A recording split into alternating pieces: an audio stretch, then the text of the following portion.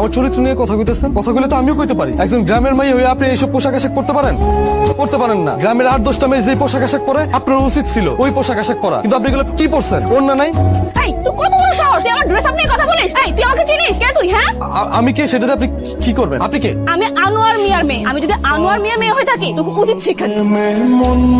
তুমি কখন আসলা? রাত তুই আসা গ্রামে ঢুকতে না ঢুকতে একটা ছেলে আমাকে অপমান করছে, গায়ে ধাক্কা দিয়েছে। দেখতে খুব ভালোই মনে হয়েছে, মাথায় টুপি পরা, কিন্তু আস্তে একটা বেয়াদব। আচ্ছা তুই শান্ত হয়ে ভিতরে যা, ফ্রেশ হয়ে রেস্ট নে, আমি দেখতেছি বিষয়টা।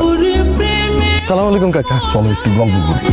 আমি কিন্তু জানি আপনি আমার লগে গল্প করতে আসেন না। আমি বুঝি তোমার সাথে গল্প করি না। না, অবশ্যই আপনি আমার লগে গল্প করেন। আমি আপনার একটা কথা কইতেছি, আপনি যদি কিছু মনে না করেন। আপনার বড় মেয়ে যেদিন ঢাকা থেকে আইছিল তার সাথে আমার দেখা হয়েছিল। দেখা হওয়ার পরে তার লগে একটা আমার ঝামেলা হয়। বিষয়টা হইতেছে কাকা, আপনার মেয়েরে আমি কইছি যে যতটুকু সম্ভব হয় আপনি একটু পর্দার মধ্যে থাকেন, একটু আব্রুর মধ্যে থাকেন, তাহলে আপনার জন্য মঙ্গল, আপনার পরিবারের জন্য মঙ্গল। সে অনেক সরা হইছে, অনেক রাগ করছে, অনেক জিদ্দের কথা কইছে, শক্ত কথা কইছে। আমি তাতে কিছু মনে করি নাই। আমি শুধু এইটুকুই চাই আপনি তার একটু বুঝায়েন। আমি না হয় আপনার গ্রামের ছেলে, আপনি আমারে পছন্দ করেন সেটা অন্য কথা, কিন্তু গ্রামের সব মানুষ তো একই চোখে দেখবো না। আরে সুজন বাবাজি, তুমি এত সুন্দর একটা পোলা, সহি পথে চলো, দিনের কাজ করো, কিন্তু বাবাজি তুমি বিয়ে করতেছো না কেন? আরে যুবক বয়সের ইবাদত আল্লাহ তাআলার সবচেয়ে প্রিয়। এটা খুব সুন্দর কথা যে তুমি একজন যুবক হয়ে ইবাদতে নামছো, কিন্তু বিয়েটা যদি করো তাহলে সংসারে মন বসবে। আমার তাড়াতাড়ি খাইতে দাও। রাইন্দা রাখছি, বাইরে ঘুরে খায় নি। হায় মা, তুমি এটা কোনো কথা কইলা? আমি তোমার একমাত্র ছেলে, তুমি আমার বাইরে খাইতে কইতাছো? দরকার বললে তুমি আমার খাওয়াই দিবা, এই কথা তুমি কইতে পারলা? আরে বাবা, আমি একলা মানুষ, কয় দিকে যাবো? কত কাম পড়ে আছে। তোরে এত করে কইতেছি বাবা বিয়াটা কর, আমার কথাই তো শুনস না।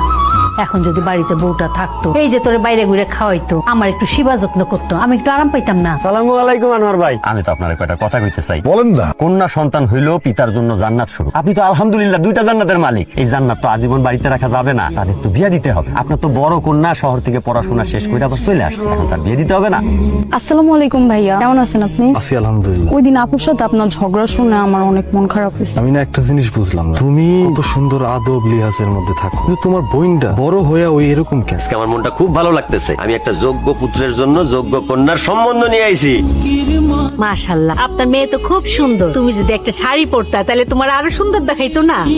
বাবা, উনি কি আমাকে সেই কথা বলতেছে? আর উনি কি জানেন আমি কি ড্রেস আপ পরি, কাদের সাথে চলাফেরা করি, আমি কিভাবে নিজেকে মেইনটেইন করি? আর তুই চিনতে পারতেছিস না আমাকে সুজো প্রথমদিন যার লগে ধাক্কা খাইছি, মা তোর বিয়ের প্রস্তাব নিয়ে।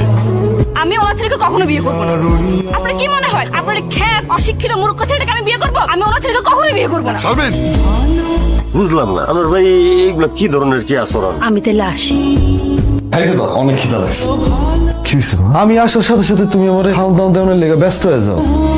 আর তুমি এখন চুপ করে রইছো, কিছু হইছে? আমার মনটা খুব খারাপ রে বাবা। মন ভালো না মানে? কি হইছে মা? আনোয়ার কাকা। কি ব্যাপার, আপনি এখানে বাড়িতে চেঁচামেচি করতেছেন কেন? চিল্লাচিল্লি করবো না তো কি করবো? আর কত বড় সাহস, আপনি আমার মারে অপমান করছেন। অপমান করবো না কি করবো? আপনি কোন সাহসে আপনার মারে আমাদের বাড়িতে পাঠাচ্ছেন বিয়ের প্রস্তাব নিয়ে? বিয়ার প্রস্তাব দিয়ে আমি আমার মারে পাঠাই নাই, ঘটক নিয়ে এসে আমার মারে এই বাড়িতে। আমার মা, আমার কলিজা, আমার বেহেস, সেই বেহেস আপনার জন্য কষ্ট পাইছে, এটার জন্য আপনার শিক্ষা পাইতে হইব। তোমার মন খারাপ? না কাকা, তবে কত বড় একটা জঘন্য কাজ করছো, তোমার মায়ের অপমান করে মাফ করে দিও। ওরে আমি তোমার কাছে মাফ করে দিচ্ছি। আপনি আমার কাছে মাফ চাই না, আপনি আমার কাছে মাফ চাইলে আল্লাহ আমার মাফ করুন কাকা। যখন আমি শুনছি না শারমিন আমার মারে অপমান করছে, বিশ্বাস করেন আমি নিতে পারি নাই কাকা। তুমি শাস্তি দাও, তুমি আমার শাস্তি দাও। আমি আর বিষয়টা নিতে পারতেছি না। আমি যেমন না, তাহলে আমার মাই এমন কেন? তোমার জঘন্য একটা কাজ করছে আমার মাই, আমি আর নিতে পারতেছি না।